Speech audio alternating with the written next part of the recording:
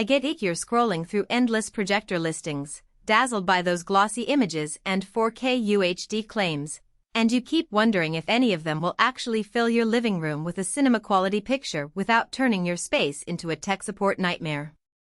I've been there, buying a projector that looked perfect on paper, only to end up squinting at a washed-out image because the brightness was nowhere near what the ad promised, or spending an afternoon wrestling with a massive throw distance that made the whole setup feel impossible in a modest apartment. That's why I'm doing this deep dive, to help you avoid the common pitfall of falling for a pretty spec sheet that doesn't translate to real life. Link is in the description if you want to check the product details on Amazon. The BU53RG 5000 lumen laser projector promises a 4K UHD experience, laser light source, short throw capability, and lens shift flexibility. Those sound like exactly the ingredients you need for a home theater upgrade, but the question is how they play out once the box is opened, the lamp is powered up, and you actually try to watch a movie after a long day. First off, let's talk about the brightness. 5000 lumens is a solid number on any projector, and in the real world it means you can comfortably project in a room that isn't pitch black. I set this unit up in a typical family room with ambient lighting from a few floor lamps and a TV that stays on for a while in the background. Even with those lights on, the image stayed vivid and the colors didn't look muted. For daytime use, say, a backyard movie night when the sun is just setting, the projector held its own better than many competing models that start to look grayish at 3000 lumens. If you plan to use the projector mainly in a darkened home theater, the extra brightness isn't a deal breaker, but it does give you flexibility to keep a small amount of light on without sacrificing picture quality. Now, the 4K UHD claim is where the nuance kicks in. The BU53RG uses a native resolution of 3840 by 2160, which is impressive, but the chip is still a DLP panel that relies on pixel shifting to achieve that resolution.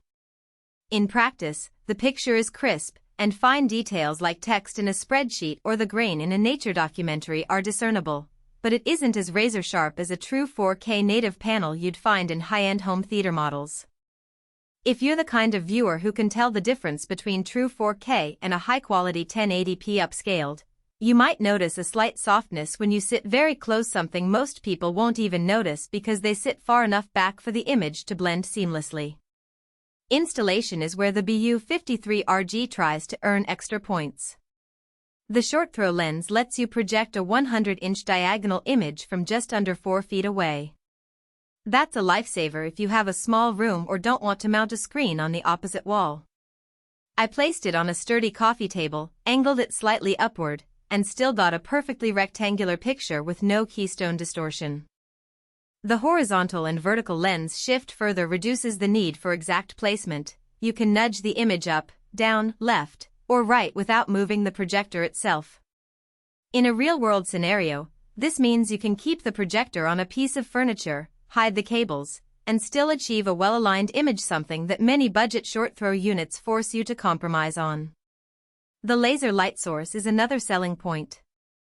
Unlike traditional lamps that need replacement every couple of years, the laser in this projector is rated for around 20,000 hours of operation. In day-to-day use, that translates to lower maintenance costs and less worry about a sudden lamp failure right before a movie night. I ran the projector for a solid 8 hours over a weekend, 2 back-to-back movies with a short break in between, and the brightness stayed consistent. There was no noticeable dimming or color shift.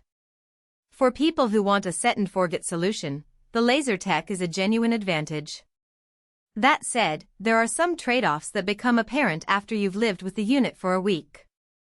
The first is fan noise. The projector uses active cooling to keep the laser and DLP chip at safe temperatures, and the fans kick in at around 30 dB in normal mode. In a completely silent room, you can hear a faint whir that becomes a little more noticeable during darker scenes where the soundtrack is subtle. If you're extremely sensitive to background noise, you might want to enable the quiet mode that the remote offers, but that reduces the brightness by about 10%, which might be a consideration if you're already pushing the limits of your ambient light. Another practical point is the built-in speaker. It's a small 5-watt unit that can fill a small bedroom but definitely won't replace a dedicated sound system in a larger living area. I found myself connecting the projector to an external soundbar via HDMI ARC for a true home theater feel. So, if you